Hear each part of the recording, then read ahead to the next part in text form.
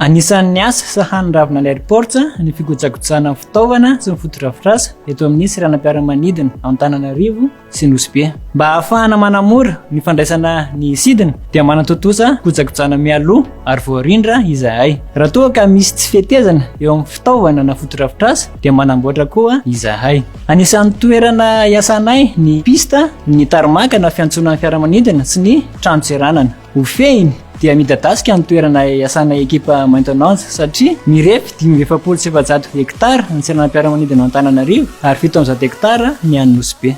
Miara-miasa akaiky amin'ny mpisehatra ara-teknika sy mpisehatra amin'ny teknôlôjika farany izahay.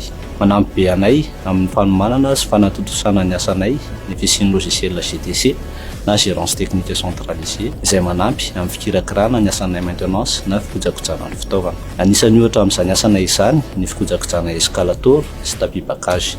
Ny fikojakotsana ny fitaovana fampiasan'ny mpandeha no anisan'ny laharam-pamehanay maintenance.